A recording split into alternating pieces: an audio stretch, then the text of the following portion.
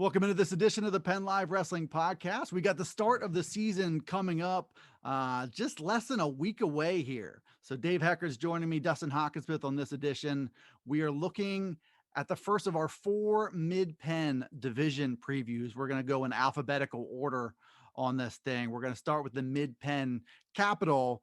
And some intrigue in this one, I think, Dave, just with how this division is going to sort itself out. But in my opinion, you've got a pretty clear favorite for the division. And I think one of the real contenders for the District 3 team crown as well in this Bishop McDevitt team. Yeah, first, Dustin, man, thanks for introducing me there. I'm glad you got on and caught me when you did. I was my family and I were extremely busy packing up some boxes. We were getting ready to move to Johnstown, Pennsylvania, being that it seems to have the best education in the state of Pennsylvania. But you caught me at a good time, so ready to talk some Mid-Penn Capital Division here. Hey, did your plans change this week? I guess they did. They changed drastically. So that being said, no, I do agree with you. I think there's some interesting teams here in this division. Some teams that are even growing, coming along and improving their programs, which is excellent for the sport. But I'm going to agree with you here. I feel like there is one kind of clear favorite in this division. So, it'll be interesting to see how the rest of it unfolds. But in my opinion, and I know you're thinking the same thing here, Bishop McDevitt just has a ton of firepower and is going to be hard to upend at the district level and the division level. So. Yeah, that's going to be a tough team. And I think the build continues and they've got a lot of those weight classes filled. We'll talk about them a little bit more here. Just looking at a few teams that would admittedly be in that building stage. So Steel High, kind of new to the Mid-Penn Conference, still trying to build out the makings of a program after they took 2 decades off there. So they're coming back and trying to build some enthusiasm in the city and try to build up their numbers and try to build up that talent that they need to compete at this level. I think that job continues in 2021 and 22. Susquehanna Township, Scott Braderman takes over here for Tony Gish, who had to step away for some family stuff, which I know you can kind of relate to that situation. Yep. He used the terms when he was communicating with me, just raw and inexperienced. So they're going to be building as well. And I know in the past, the township has really worked to work it with the football program and try to get some of those big athletes on board. And they've had some success doing that. I would expect that to continue. And then Middletown, same deal.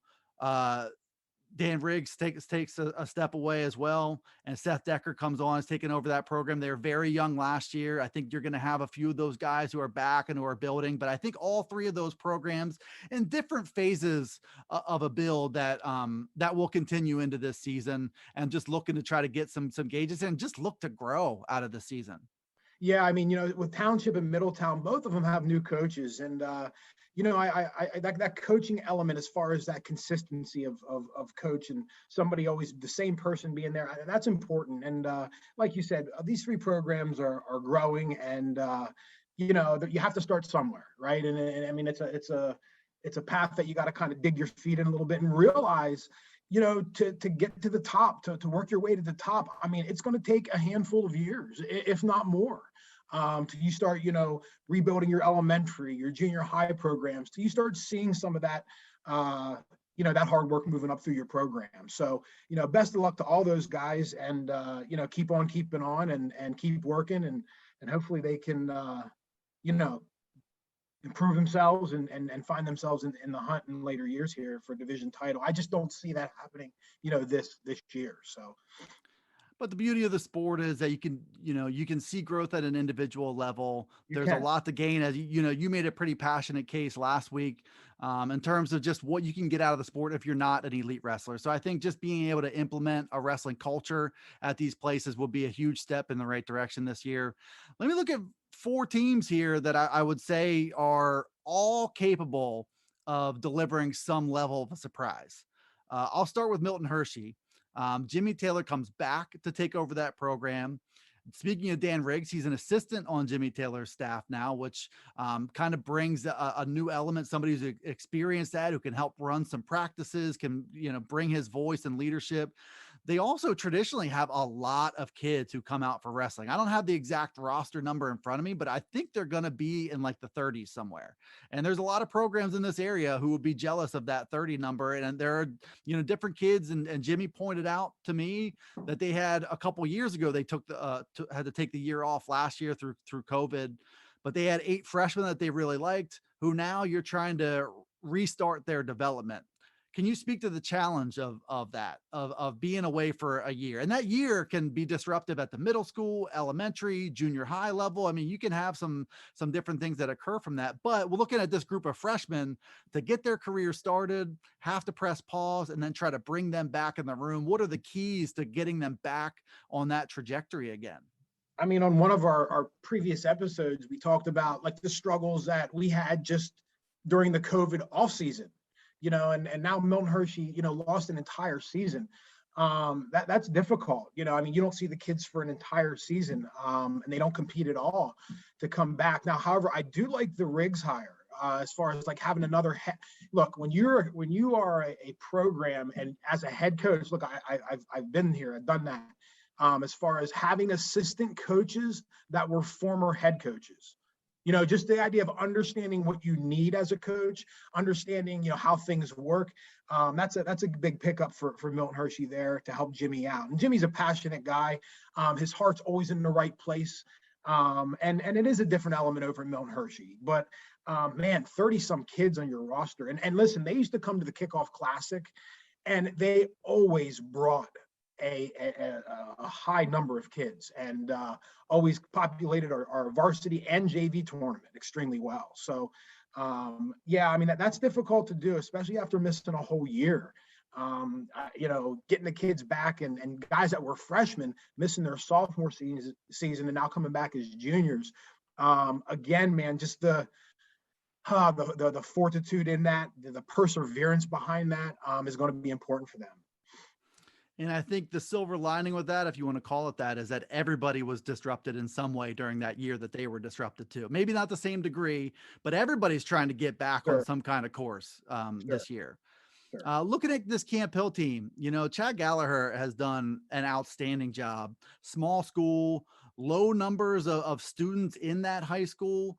A pretty high percentage, all things considered, are participating in wrestling.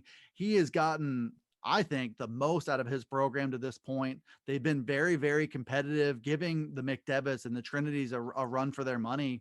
This year, I think they're going to skew a little bit younger than they have. They have a big group of guys who are so important to their success, right in the middle of that lineup, who are gone. Sean Getty, state qualifier. Max DeLay, state qualifier. Paul Parisi, 189. He delivered bonus points on a pretty regular basis for them. And then Nick LeMay also in the middle of that lineup. So there's a big gap in there that they're looking to fill. They're going to get a little bit younger. You're going to have some guys grow into those jobs. Some interesting players back, led, I think, by Christian Doy, who was a state qualifier a couple years ago, won regionals last year, but ultimately didn't make the super regional round, or didn't make the state tournament.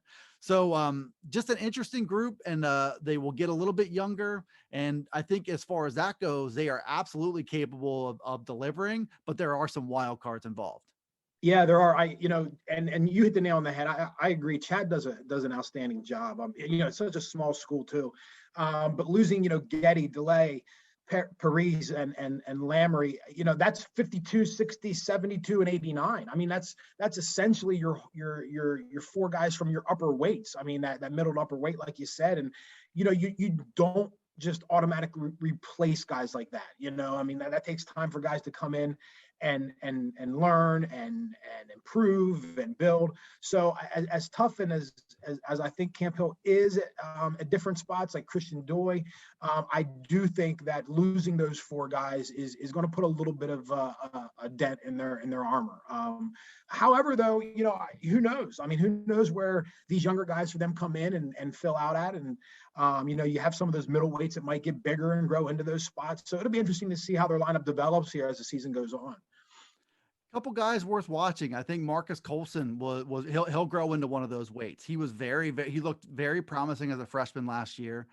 Kobe Moore is another one. He'll slot into one of those weights. And then Right. Christian Doy's younger brother Noah is a Yes. freshman for Camp Hill. If he's as athletic and powerful and potent as Christian is, he's going to be a wild card there too. So you can kind of see the makings, especially if from day one until the end of the season, you get a lot of growth from these young guys. You know, And that's Camp that, Hill, yeah. yeah, no, I'm sorry. Yeah, yeah, go ahead. No, you're right as far as the growth from the beginning to the end of the year. I mean, that's a true testament to a team. You know, like where you start and regardless of the talent you have, where you start and then where you finish. You know, how much growth did you accumulate over that time period?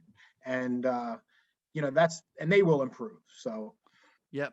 And that's something you kind of can't account for as you're sitting here today. Harrisburg, new to the division last year. They were in the Commonwealth, really just a struggle and a tough climb to be competing against the Central Dolphins and the state colleges and the Cumberland Valleys of the world. They're in this group with AA teams.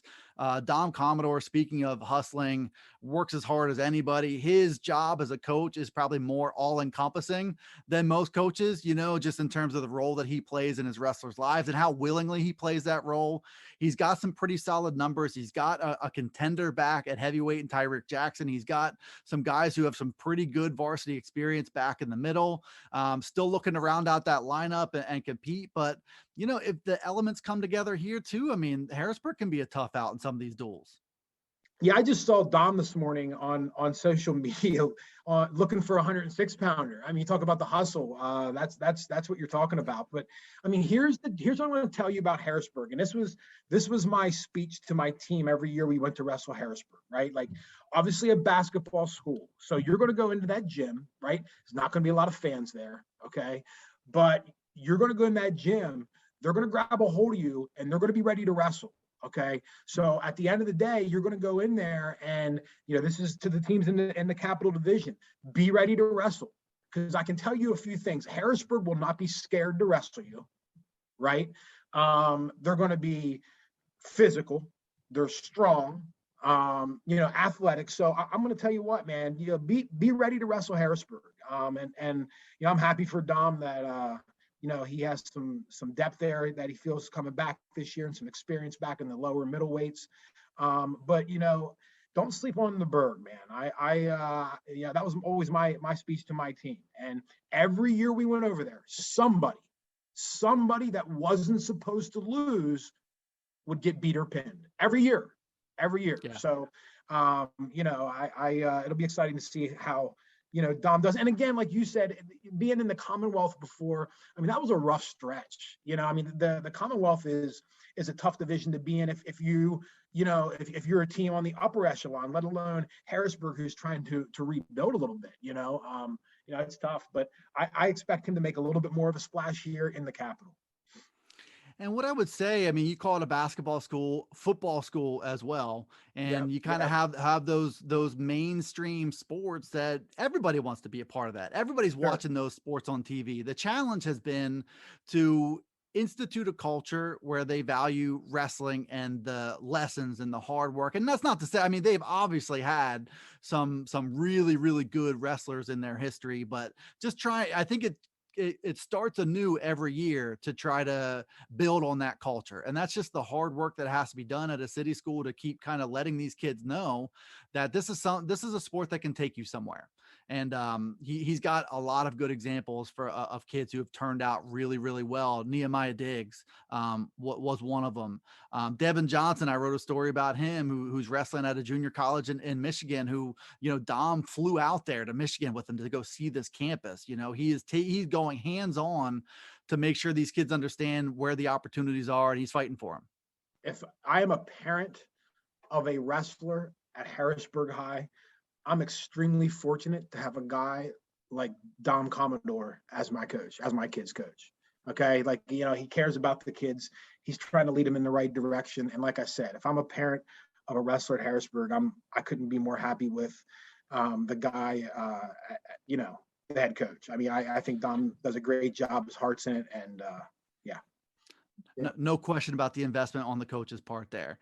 Let's look at this McDevitt team a little bit, because as I kind of stated, I mean, and actually let me take a step back, because Trinity, who you know well, too, with Joe Peretta, who was on your staff at Cumberland Valley for a time. I think, before we dive into McDevitt, he is doing a very good job of building out that lineup too. There's certain unique challenges that come with leading that program.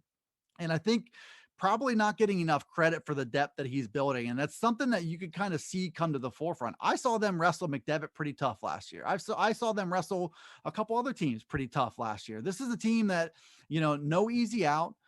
They've got an interesting mix of guys in the upper weights. They've got at a seasoned 106. They've got some other young guys who got a chance to wrestle last year and get some really valuable experience. So I think this is a team that can surprise some people, I think. And you look at that group that, the Harrisburg, Trinity, Camp Hill, Milton Hershey group. I would say that Trinity, in my opinion, probably poses the biggest threat to McDevitt. And it's probably, again, in my opinion, the second best team in this league. Yeah, I have them as my second two in this division. Joe does a great job, and I mean, he gets it. He knows the work that goes into it. He was a good assistant coach for me, and here's the deal. I feel like, upon Joe's arrival, like a year or two into it, I mean, I feel like they had close to a full lineup, which had never happened before, and they were making some noise in the team stuff, where before it was just a couple individuals here and there that did really well. But Joe's really embraced that team side of Trinity and done a great job, building that up. But Trinity is a dark horse. Did they match up with McDevitt great? Maybe not. Okay. But I think Joe, like you said, has kind of quietly built something pretty good, pretty solid. So they are my number two pick in that division, partly because I think they are the second best team, and then partly because I have a spot in my heart for Joe, being a former assistant. So yeah, for sure. Full disclosure there, but Yep. I do believe they've got some firepower there. And as you mentioned, we'll get into the McDevitt lineup, but you think about Tucker Painter, who's going to be, I talked to Tucker here today, actually. He's going to be wrestling 189 for them. Jagger Gray was kind of in between, as the PIAA made that weight class shift last year. He ended up being sort of in between. And so now he's going to be down and be a big 172. That's the plan. So those two guys are interesting. They've got a really solid heavyweight, and you have some options with Joe. What you do with Jagger Gray and Tucker Painter, that you can move those guys around a little bit, but they do, the strength of that lineup, kind of where you're matching up with McDevitt, not a good fit at this point in time, because of obviously Riley Robel at heavyweight coming back, and they get Bryce Enders coming in from Halifax, who was a state medalist last year, who he looks like he's going to be a 215. And then they've got a pretty good looking freshman there, and Lucas Lawler coming in. Lawler kid, yeah. So, and there are other pieces of the puzzle too, but just looking at how those two teams match up, that'll be a pretty key stretch and weights there for Trinity to try to hold their own. Yeah. I mean, the two guys here you mentioned, Painter and Jagger Gray. I mean, the nice part about those two is they're good workout partners, right? You see that a lot on teams. Like, you have a good 60 pounder. Well, then your 52 pounder is going to usually be pretty good, because they work out with each other. So those two are two that, you can even watch out a little bit on the district level in the individual tournament, I feel like. But I think Jag is definitely more of a 72 pounder than an 89 pounder. So I think that will be a good move for him, down to 72, and then Tucker at 89, especially for the postseason. But you hit the nail on the head again. The ability to move those two around and get the matchups you need, even possibly double weigh them at times, at different weights, to try to get matchups. So I think, he has a good 1-2 punch there with those two upper weights. And here's the deal. When you have good upper weights, and I mentioned this before with Riley Robel, you're getting 6 points a lot of time, right? So for your team, a lot of matches, that's going to be 12 points, for Trinity off the bat. So, for a team, from a team standpoint, that's going to be big. But I expect both those two, as well as the Lewis kid, to do well, very well. Yeah, for sure. Well, and so, we talked about McDevitt a little bit. And I think the context of the conversation with those guys is, you got to take care of business in the dual season. Obviously, you've got to take care of business in your division. You've got to back up what looks to be a really, really good team on paper. But they do go deeper than those couple studs there. You got Andrew Christie coming back in the middle of that lineup. You got Jake Guilfoyle coming back. They're both juniors now. They were sophomores when they got there last year. Anthony Glessner, he beat Tucker Painter last year. Cade Warner's a good wrestler. Gabe Bertoldi, looking around 138. So you're not looking at a team that's definitely a good tournament team, but you're not sure about duels. You've got a lot of weights covered here with guys who are pretty darn good. I'd take every one of them. Really. I mean, all those guys Yeah. can scrap. I mean, they're experienced. They can wrestle. And here's the deal: they spread out well. You know what I'm saying? Like you got guys. The names you're naming, I mean, they're all spread out. So when you have a team that spreads out well, you can make moves yourself. And get the matchup you need. I just think they're going to be a handful. They're going to be a handful. Especially adding Lawler at 89 and Enders at 215. I mean, wow, that's some tough upper weights. Again, Tough bonus Yeah. points. And Glessner can bounce around a little bit. You could see him at 72 and 89. I think, I think they've got some flexibility. I didn't even mention Kale Rossi, who comes back. He looked to be pretty small for 106 last year. I can only assume that he grows into that weight class a little bit. So you're pretty good on the ends of your lineup there, which is where you see a lot of programs struggling to fill those weights with good kids. They don't really have that issue. Looking at some of these individual wrestlers, Dave, just looking at the individual level, Riley Robel, obviously, let's lead off with him.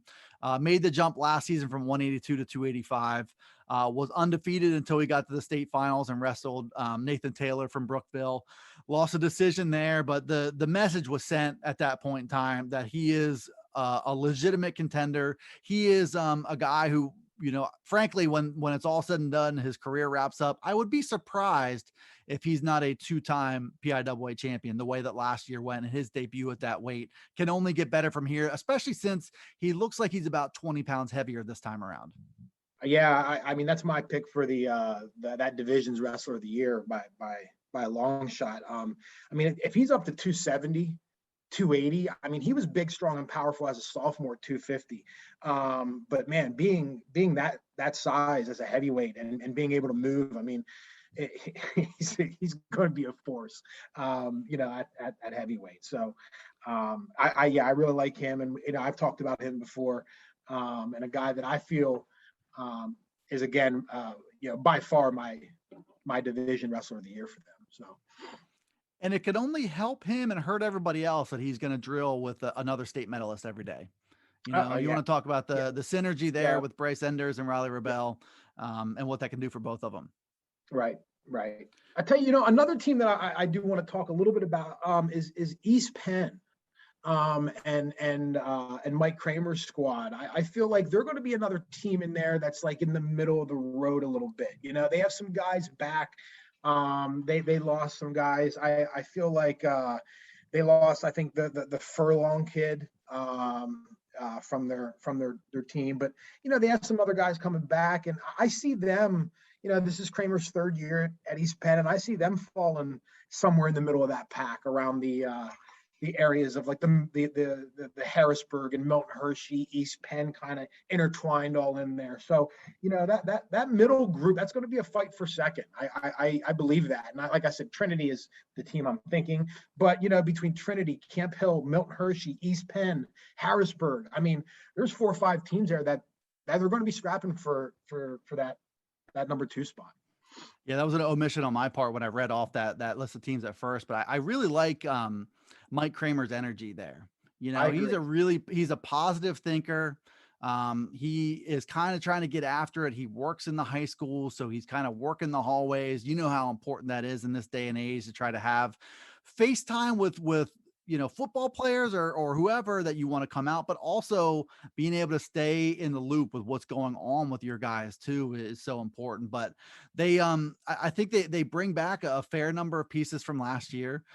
He felt pretty good about how they were able to build through all that adversity. And, his kid, Logan Kramer, is a pretty nice looking Sure. senior who is capable of making some noise. And I think to your point, with that layer of teams that runs 4 or 5 deep, you're going to see some pretty spirited duels when you see East Penn wrestle Sure. Harrisburg, or Harrisburg wrestle Sure. Milton Hershey, or Milton Hershey wrestling Camp Hill. So I think this is going to provide quite a few fun duels throughout the year. They might not be the ones that are, you're really paying attention to when it comes to the District 3 power ratings or something like that.